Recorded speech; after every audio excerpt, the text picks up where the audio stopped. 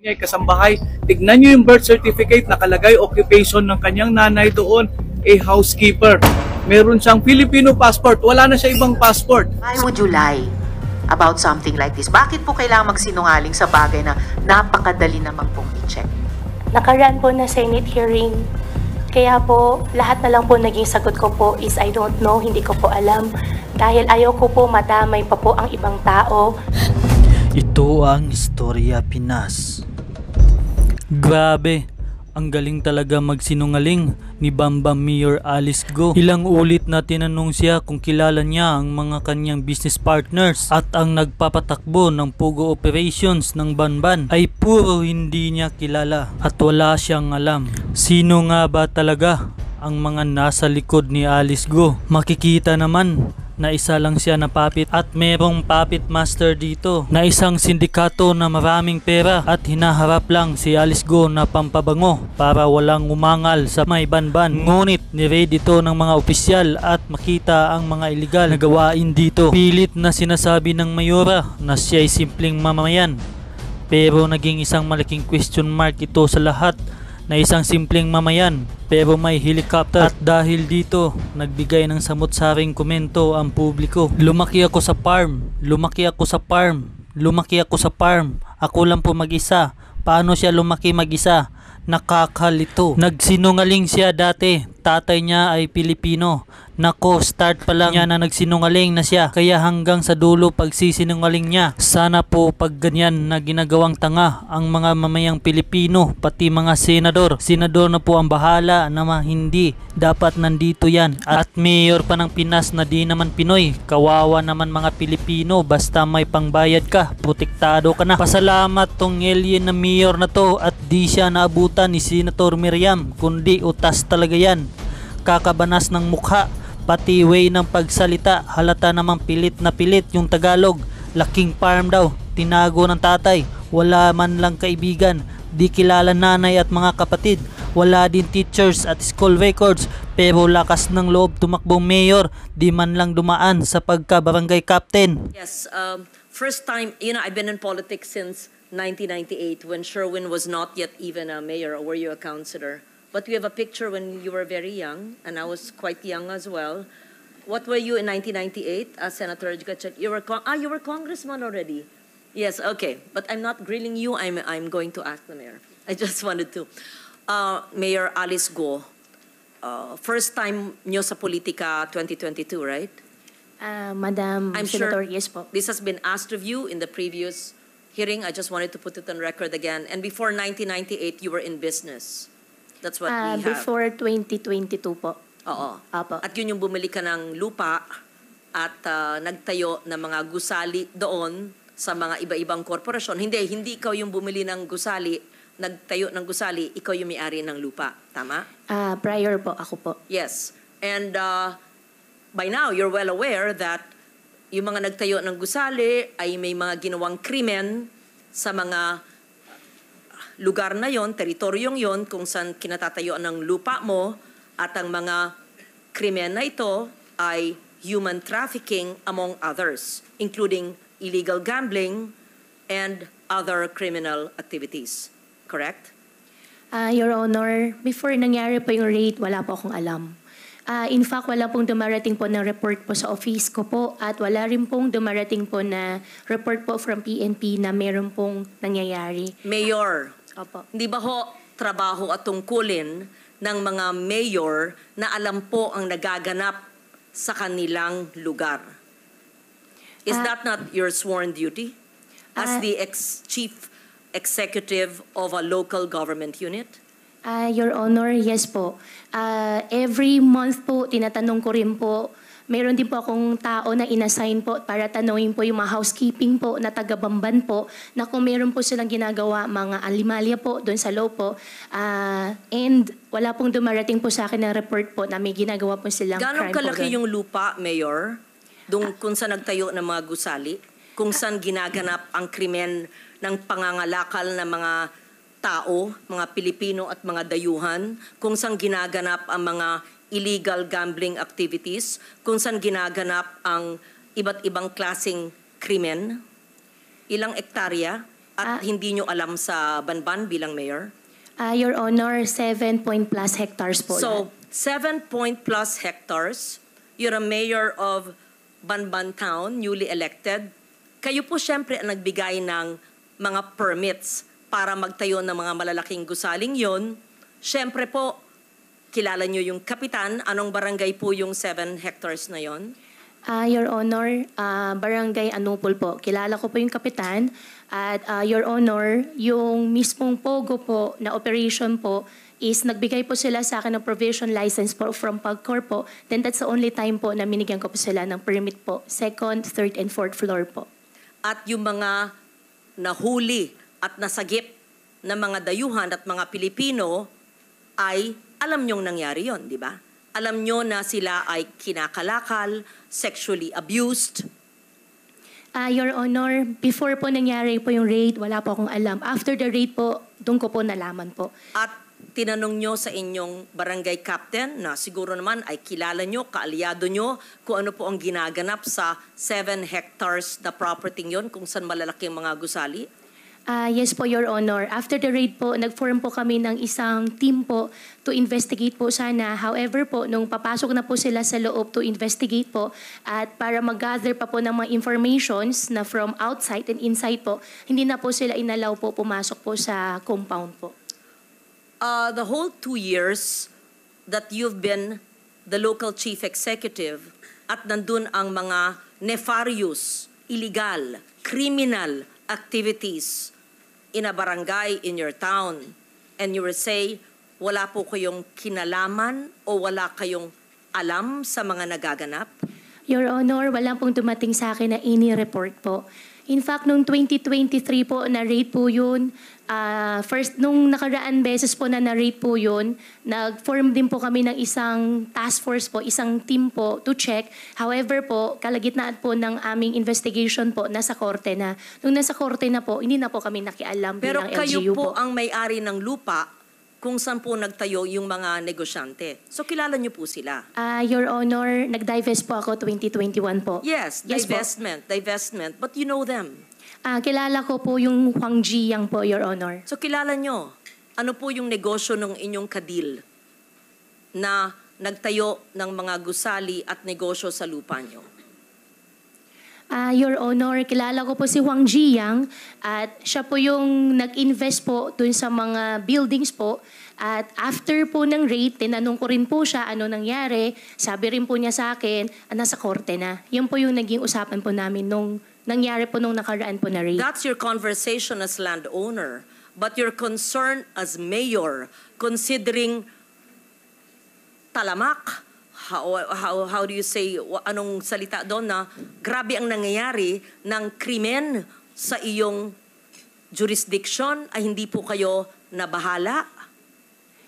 Your Honor, yung nakaraan po na raid po na company, tsaka yung company po ngayon is 2 different company po. Minigyan ko lang po sila ng lisensya po, minigyan ko lang po sila ng business permit po, Your Honor, nung nagkapagbigay po sila ng provision license po sa opisina ko po. Yes. Bigay ng license, hindi nyo alam, hanggang renade sila. Alam nyo, pinasukan nyo, tumakbo kayo bilang mayor at nanalo kayo ng 100 votes over your rival, and you're saying something that you're familiar because kayo may-ari ng lupa at kilala nyo yung tao, nagtayo ng malaking gusali at nagkaroon ng raid na last year at hindi nyo alam na nagaganap ang mga krimen na yon right under your nose in the LGU which you had? Your Honor, lahat po ng naging operation po ng Pogo po sa Bamban, sila po ay meron pong lisensya po na galing sa PAGCOR. In fact, itong last po na raid po ay meron pong 24/7 po na PAGCOR po nagbabantay po doon sa site. At sinasabi nyo na sa kaalaman nyo ay Pogo lamang ang nagaganap at yung mga nasagip na mga dayuhan na natatraffic o sa Filipino ang salita ng traffic ay kinakalakal, binebenta ng mga tao, dayuhan man o Pilipino, ay wala kayong kaalaman at mismo yung barangay captain at yung mga tao nyo po sa LGU ay hindi po alam ang nangyayari? Your Honor, walang pong dumating po ng report. In fact, before po nangyari, I think 2 weeks po before nangyari po yung raid, nag-invite po sila sa amin, kasama po ang LGU po, para sa isang open house po na visitation po. Nakakapasok naman po yung mga empleyado po ng LGU po doon. Wala rin pong dumarating po na report po sa opisina po namin. At meron din po kami ordinansa po, resolution po, na galing po sa Sangguniang Bayan po na nire-require po ng konseho po ang aking local police po na na mag-report, mag-submit po sila ng report po in a weekly basis. Wala pong dumarating din po na report po sa amin na meron po nangyayari po na any crime po sa loob. Anong ginawa po nyo nung natuklasan nyo na renade sila, na may mga illegal activities dun sa lugar kung saan kayo ay parte dati, na sabi nyo nag-divest na kayo, and what have you done?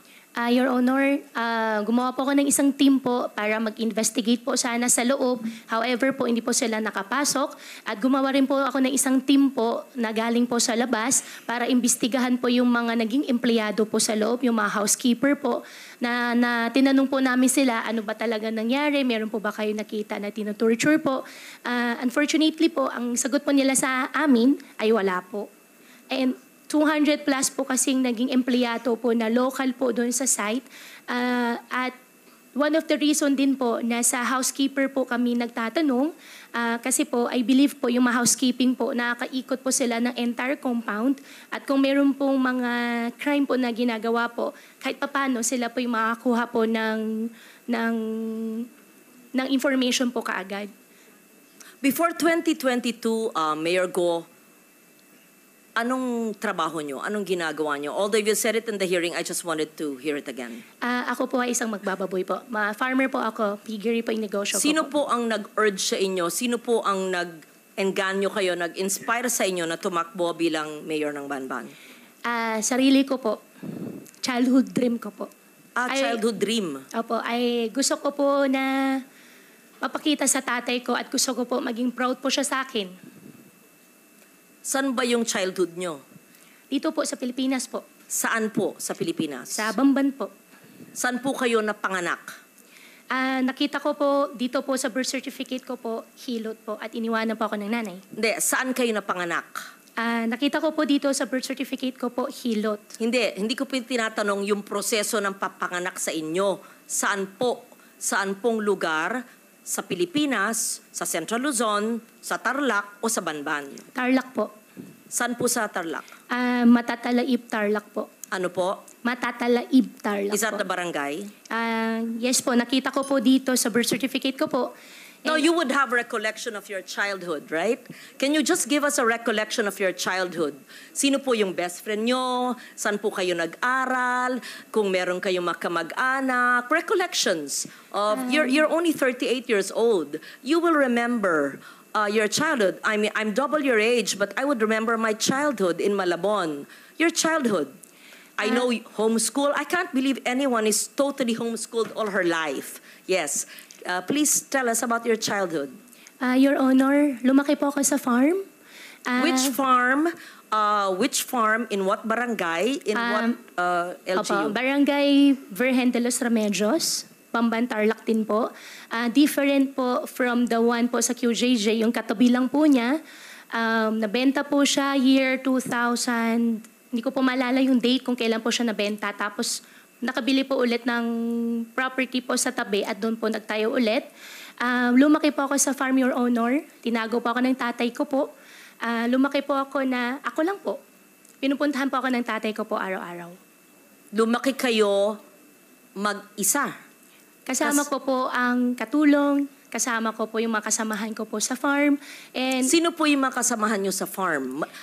Sino yung katulong na naaalala nyo, pangalan, nationality, at sino yung nag-alaga mula kayong napanganak 38 years ago? At binibisita kayong ama nyo mula saan? Sa bansang Sina. At tell us about your childhood. Your Honor, sa farm po ako lumaki, sa Bamban po ako lumaki. Lumaki po ako mag-isa, pinupuntahan po ako ng tatay ko. How I wish po... No, okay. You cannot grow up alone from a time you were born. Opo. So the formative years from a time your mother birthed you up to perhaps 10 years old, sino po yung inyong naging caregiver o yaya? Hindi naman pwedeng mag-isa lang po kayo sa farm. Binibisita kayo ng ama nyo mula saan. So sino po yung sabi nyong kasambahay nyo na nagpalaki sa inyo? Sino po yung sabi nyong mga kaibigan nyo, kasama nyo sa farm? Sino po? Para may... In short, I'll be very honest. Please convince us that you were born in the Philippines, that you are Filipino, and that you are not what people suspect you to be. Dediretsuin ko na po. Kumbinsihin mo kami kasi hindi po pwedeng hindi nyo maalala yung inyong first few years of living na formative years. Para makumbinsi kami because we want to be convinced that all elected officials are Filipinos and not spies of other countries. So, as a nationally elected official, and I won Interlac, number 1, I think, or 2, and I won in Banban, perhaps you even carried me your sample ballot, we have to know. Di ba ho? So if you're really Chinese and fronting for other people, go back to your country. But if you are Filipino and you were born here, convince us because we want to be convinced. So I'm trying to help you by trying to make you recall about your childhood. Hindi pwedeng, kasi parang scripted. Kasi I was born on this. This is what I can remember. And then when I ask you the same question, it's the same rote. R-O-T-E. So convince us. Your Honor, lumaki po ako sa Bamban, Tarlac. Lumaki po ako sa farm. Paulit-ulit. Opo. Anong barangay, anong farm, sino po yung nag-alaga sa inyong sabi nyo na binibisita kayo ng ama nyo, ano yung family situation, sino pong makalaro nyo, kaklase nyo, kung homeschooled kayo, sino po nag-homeschool sa inyo, ganun po. Madam Senador, ako po ay lumaki po sa Barangay Virgen de los Remedios, Bamban, Tarlac po. Ako po ay isang Filipino. Lumaki po ako kasama po yung mga empleyado po namin sa farm. Ipaprovide ko rin po yung mga pangalan. Come and go din po naman kasi yung mga naging empleyado po. 38 years ago po, Madam Senador, wala po ako talagang maalala ng sobra. Pero meron pa po ako isang kasama ngayon po na matagal na po sa amin, si Mang Boy po, na hanggang ngayon, kasama ko pa rin po siya. Sa susunod po, baka pwede ko po siya i-present din po dito para makilala niyo po. And in fact, 14 years old pa lang po ako, nagtatrabaho na po ako. Kilala po ako ng barangay chairman na mention po kanina na ipapaimbita. At bumibili na po ako ng mais. Pwede po ako mag-present po ng mga pangalan po nila na magpapaalam lang po ako sa kanila kung pwede ko po sila i-disclose po yung names po nila. At, Excuse me, San Loren, kung pwedeng idagdag, kung kaugnay nyo lahat ng mga taong ito mula nung pagkabata nyo, pwede nyo bang ikwento ng mahaba-haba ng konti in Kapampangan? Kasi syempre, kausap nyo sila sa sarili nilang lengguwahe. Madam Chairman, ang Bamban po ay Tagalog po. Meron din pong Kapampangan, pero yung mga kasama ko po sa loob ng farm po, mostly po mga Visaya po. Kasi ang piggery po, biosecurity po, hindi po sila lumalabas. Well, actually, sa Lauren, just for the record, may mga nag-o-observe na mga kababayan natin, pati mga netizens na mga Kapampangan. Yan po ang tanong nila sa inyo. Kasi Kapampangan po ang lingwahe nila. Yes, yes. Anyway, can San you Lauren, speak? please proceed. Thank you for that interjection. It's very helpful. Magsalita po kayo sa Kapampangan kung kayo lumaki sa... Madam Senador, konti lang po yung alam ko po sa Kapampangan. Ang alam ko po, sobrang konti lang po. Di takda mo po. What Chinese language do you speak? Hokkien or Mandarin? I can speak Hokkien po. Okay, speak in Hokkien now. Bo? More. Tell us more about your life in China. Wala po akong life po sa China. Dito po ako lumaki sa Pilipinas po. Tell us about your life in the Philippines and tell us about your family in China in Hokkien. Family ko po in China. No, in Hokkien. Please tell us about your father who's from China and he used to visit you when you were a child, and the family of your father in China, and where are you from China in Hokkien. We have interpreters and perhaps I can understand a little. Yes po. Guay lao pe tui tai liok lai. Continue. Gua si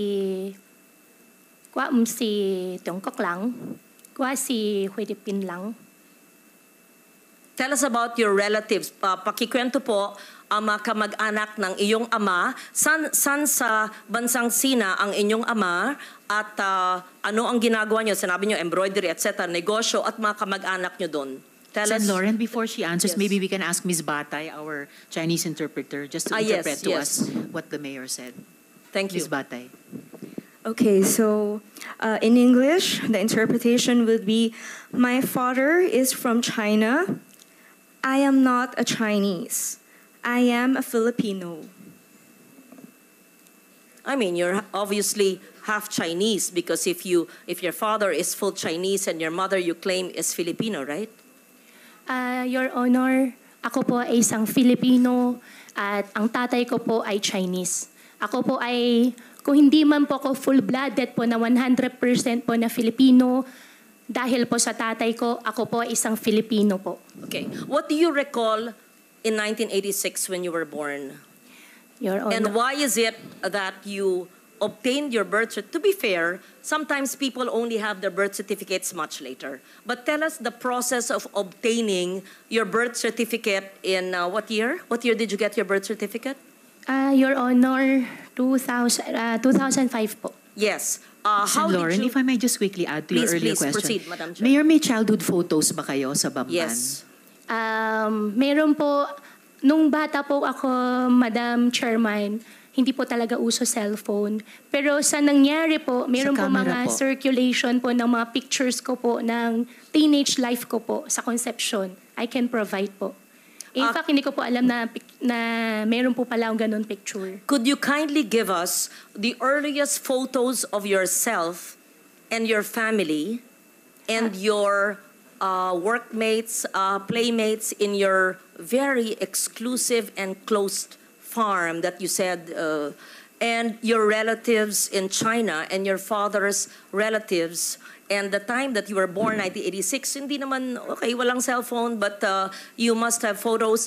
And Yes po. proof of your homeschooling. Siyempre, pag homeschooled, meron pa rin yan mga report card, hard copy pa noon, hindi pa soft copy eh. Yes po, Your Honor. Hahanapin ko po yung mga picture po. Pati So, po yung mga tao po, pati po yung mga empleyado po na kasama ko po. what was the situation, Mayor Go, noong 1986 when you were born? Where was your mother? Where were your parents? And sa mga binibisita kayo ng iyong ama at ang kasama niyong lumaki ay sino? Fill in the blanks, please. Your Honor, 1986 po, nung pinanganak po ako, wala po akong any knowledge po. Dahil baby pa po ako noon, lumaki po ako, may nakikita po ako mga kasama po naging kasama po, naging partner po ng tatay ko po. At lumaki po ako sa farm, isa na rin po yung na-mention ko po nung nakaraan po na Senate hearing, si Teacher Rubilin po, nakasama ko rin po siya.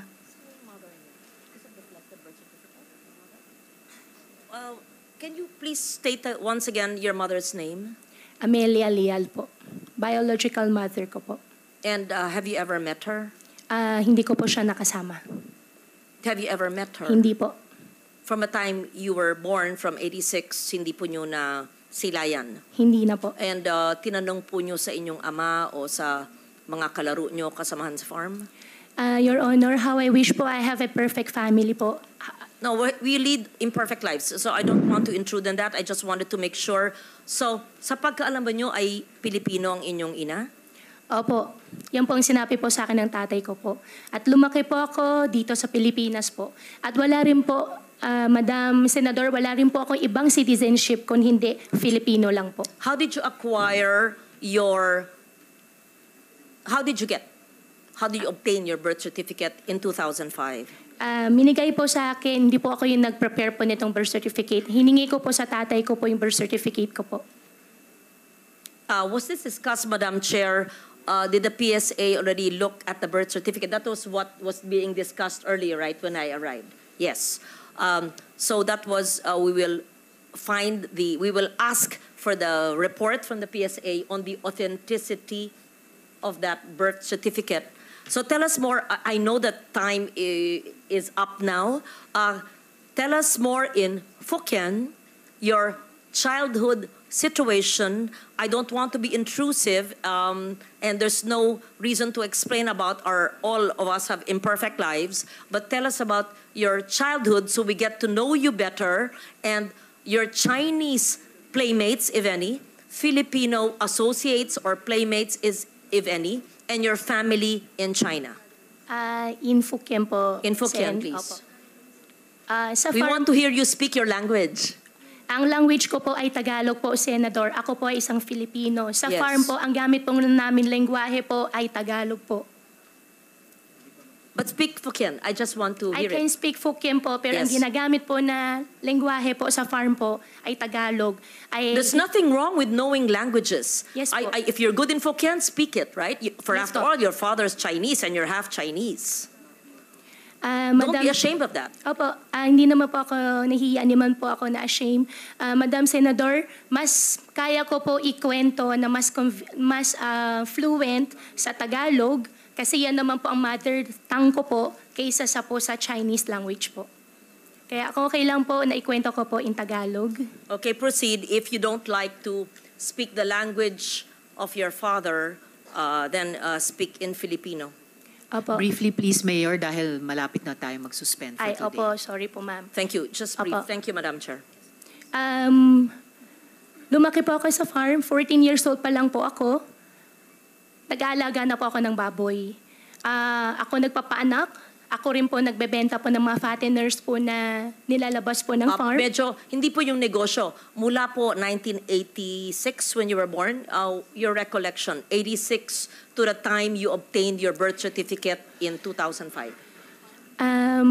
Madam Senador po, nung maliit pa lang po ako, nung 1986 po, wala na po talaga malala. Although ayaw ko po talaga ma-mention yung word na wala po ako malala, pero wala po No, talaga I'm ako not maalala. asking about the day you were born. Obviously, nobody knows that.